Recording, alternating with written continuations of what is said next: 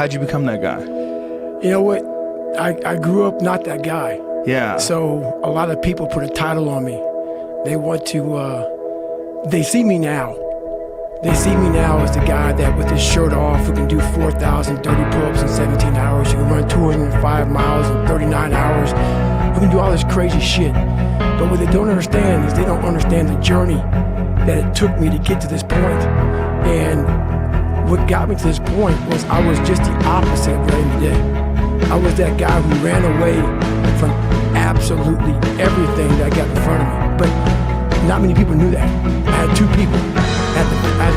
Like the real me was like this very scared, insecure, stuttering, got beat up by his dad, all this kind of stuff.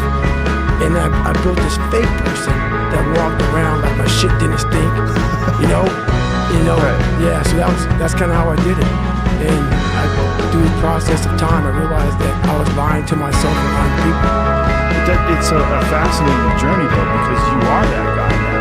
Right. You genuinely are a legit badass. Right. At one point in time, you were a legit terrifying person. Yes.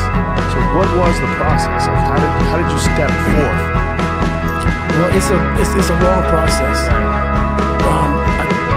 My dad beat the shit out of me when I was growing up.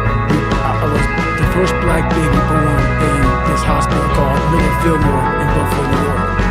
My dad owned skating rinks, he owned bars, he ran prostitutes from Canada to Buffalo, New York. My dad was a big time pimp, big time. Anything bad about a person, big time hustler. He was American, you know that guy movie from Denzel Washington? He was that, but not that bad. You know, he wasn't that big, but that's what it reminds me of. He was that kind of guy. And beat the shit out of me, the shit out of my mom. There was an incident one time when my mom got knocked out on top of the stairs. He dragged her down the stairs by her hair. And at 6 years old, I'll never forget this. In my mind, I was always afraid. My whole life I was afraid. But I had this fucking voice, this conscience that would always be battling me, saying, hey, you gotta get up and do something. I didn't want to do shit. You know, I was just afraid, but that voice would force me to get up. And my dad, you know, I tried to beat him up, whatever, at 6, and I get my ass kicked. So this went on for several years.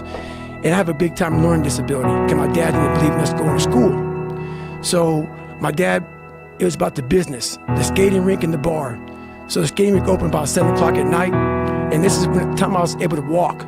So about 4, 5, 6 years old, 8, 9, and I'd go to the skating rink at 7 o'clock at night, and I worked the skating rink until 10 at night. And then we would scrape the gum off the floors and we cleaned the whole skating rink up. And then my dad had an office. And my brother and myself would sleep in the office. And my mom would go upstairs and work the bar until 3 o'clock in the morning. And then they cleaned the bar up. So after all that shit was done with, going to school rarely happened. So when I went to school, I was all kind of, you know, my learning disability. I had social anxiety. I was just a jacked up kid from living in this tortured home. From the outside looking in, we lived in an all-white neighborhood, and then we would travel to the ghetto of Buffalo, New York, where the skating rink was at. So we worked around mostly blacks, and I lived around mostly whites. But no one knew what was going on in that house on 201 Paradise Road. You know, it's crazy. But my mom got courage to finally leave him when I was about 8 years old.